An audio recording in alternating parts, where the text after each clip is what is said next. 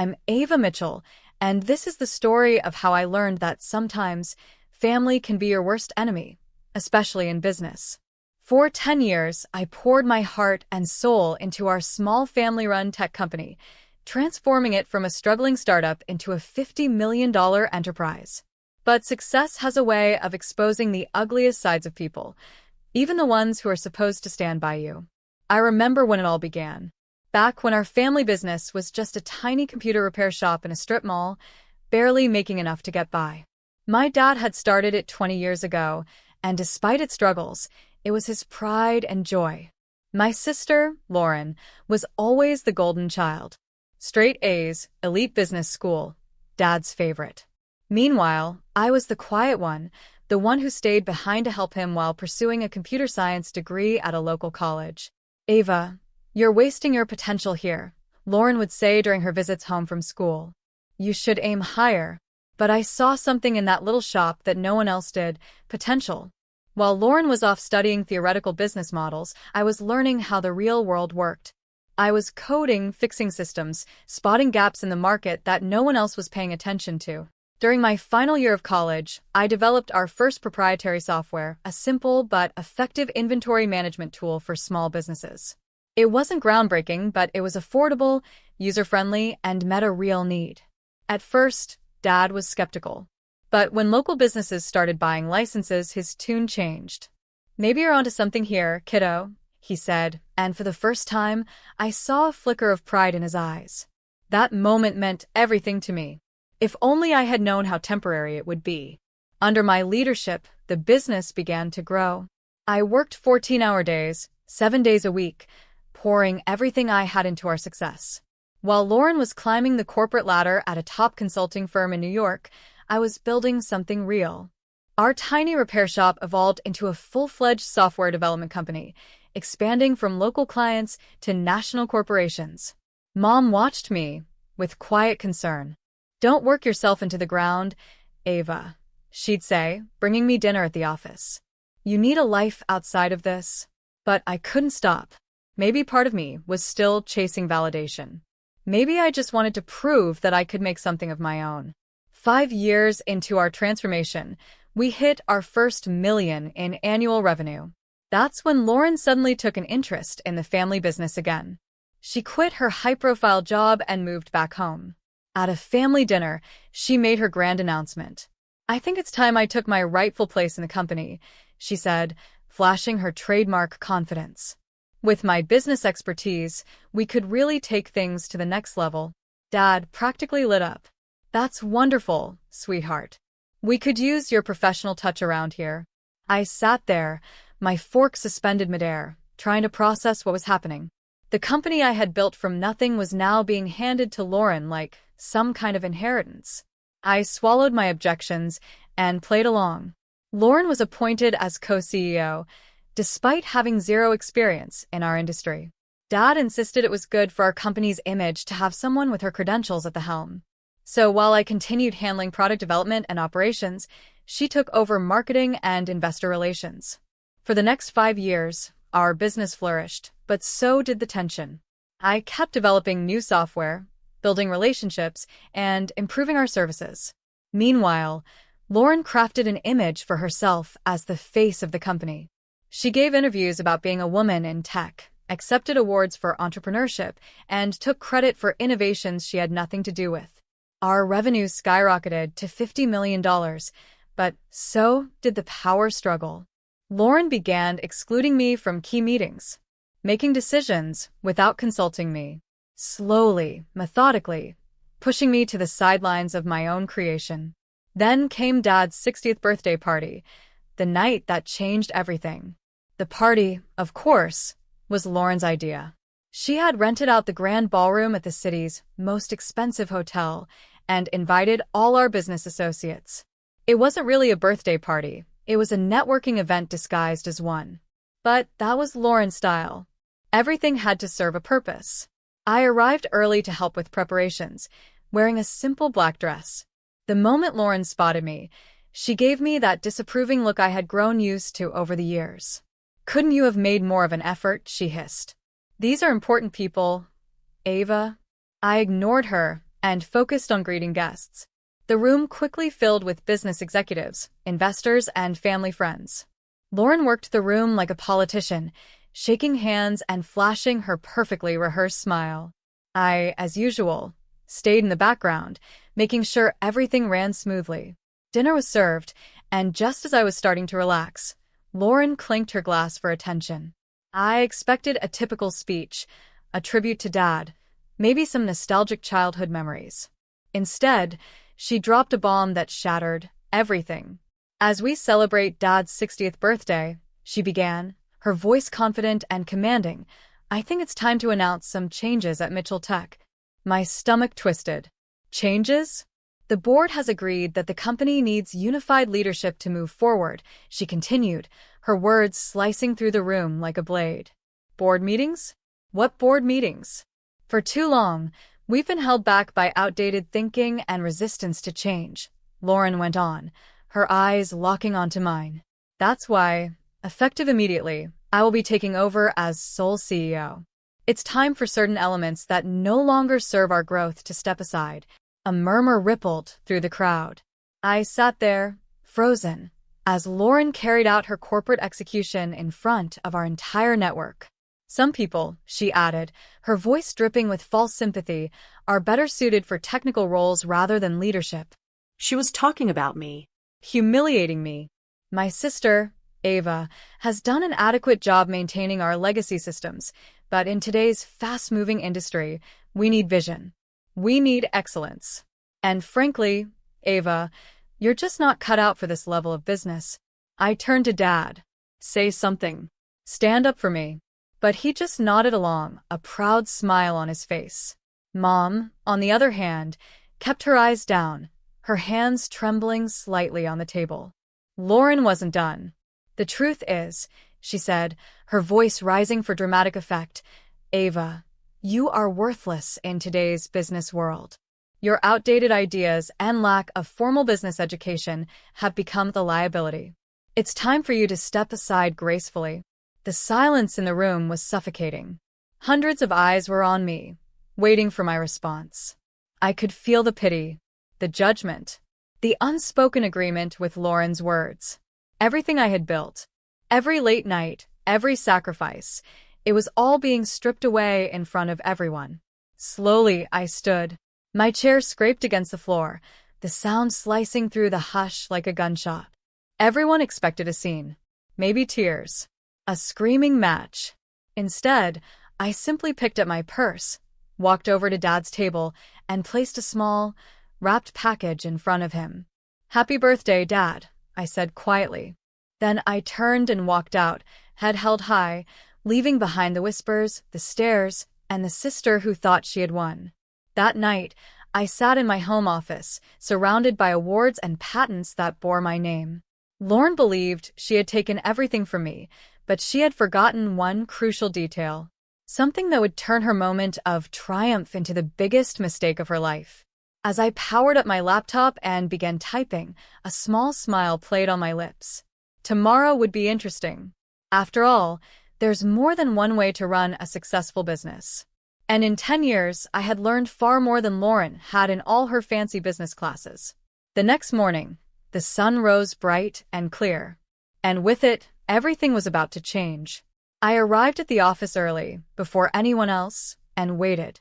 At precisely 9 a.m., Lauren strode through the front doors with Dad beside her, both wearing triumphant smiles, smiles that were about to be wiped off their faces. Ava? Lauren's voice held a mix of surprise and annoyance. What are you doing here? I thought after last night, you'd have the dignity to stay home. I smiled, remembering the email I had sent at 3 a.m. to every major client, partner, and employee of Mitchell Tech. Just wrapping up some loose ends, sister dear. But since you're here, we should probably talk about the company's future.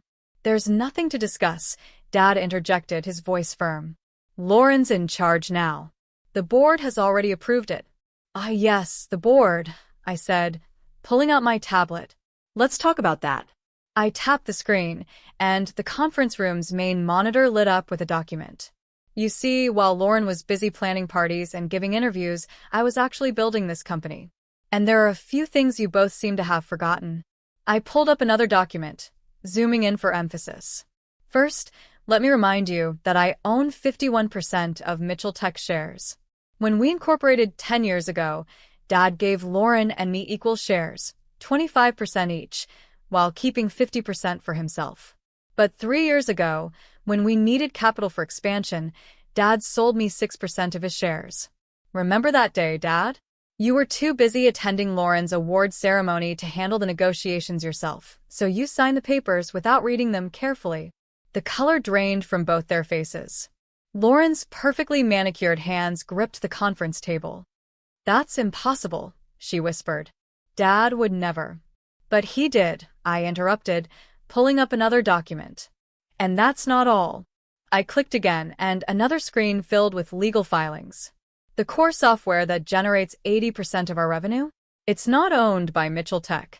It's owned by my separate company, Innovate Solutions, LLC. Mitchell Tech only has a licensing agreement, which expires in— I checked my watch. About 10 minutes ago. Dad collapsed into a chair, realization dawning on his face. "The renewal papers," he murmured.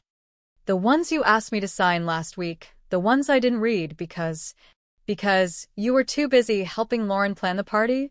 I finished for him. "Yes, those papers. I decided not to submit them."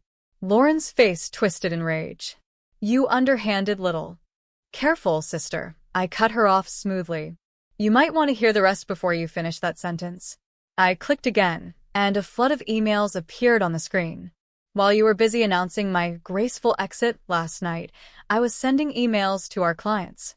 You see, most of our major clients have personal loyalty clauses in their contracts. They signed with Mitchell Tech because of me, my expertise, my track record. Last night, I informed them of the leadership changes and my departure." I zoomed in, showing dozens of responses from our biggest accounts. "Would you like to know how many have already triggered their contract termination clauses?" I tilted my head. "Or how many of our top developers, who, by the way, are actually employed by Innovate Solutions, not Mitchell Tech, have already accepted positions at my new venture?" Silence. Through the glass walls, we could see employees gathering, whispers spreading as they checked their emails. Lauren frantically pulled out her phone, her perfect composure cracking as she scrolled. "You can't do this," she stammered. "You mean I can't take back what's mine?" I said calmly. "You thought you could just take over because you have an MBA and Dad's approval? You thought you could humiliate me in front of everyone and get away with it?" I stood, smoothing my dress. "So here are your options." I let the weight of my words settle before continuing. Option 1, I walk away. With my shares, my software, my clients, and my employees. Mitchell Tech becomes an empty shell, and you can explain to all those important people you invited last night why the company's value just dropped to zero overnight. Dad's face aged 10 years in the last 10 minutes. "And option 2, he asked weakly. "Option 2, you both resign." I took a deep breath and met their stunned expressions with a calm, unwavering gaze. "I take full control of Mitchell Tech," I continued. "You both keep your shares as silent partners, receiving dividends but having no say in operations. Lauren gets a nice severance package and glowing references for her next job, somewhere far away from here." Lauren's face turned an interesting shade of red. "You planned this all along, didn't you? You were just waiting for the right moment to stab us in the back." I let out a short laugh, devoid of humor. No, Lauren. "I spent 10 years trying to be a good daughter, a good sister. And the entire time, you both took me for granted. I built this company from nothing while you collected accolades for my work. I only planned this," I checked my watch again, "about 12 hours ago. After you called me worthless in front of everyone we know." My phone buzzed. Another client termination notice. Time's running out. What's it going to be? The next hour was a blur of paperwork and lawyers. By noon, I sat alone in what was now my office, looking out over the city. The company I had built was now truly mine. But the victory felt hollow. Family relationships lay in ruins around me, trust shattered like dropped crystal. That evening, Mom came to see me. Her eyes were red from crying. "Did it have to end this way?" she asked softly. I met her gaze. my voice gentle but firm. They gave me no choice. They would have taken everything I built and discarded me without a second thought. She nodded slowly, understanding but sad. What happens now? I turned my laptop toward her, showing her the plans I had already drawn up. Expansions. New product lines. Innovations I had been holding back. Nows. I exhaled, feeling lighter than I had in years. Now I build something even bigger. But this time, I do it without carrying people who see me as worthless.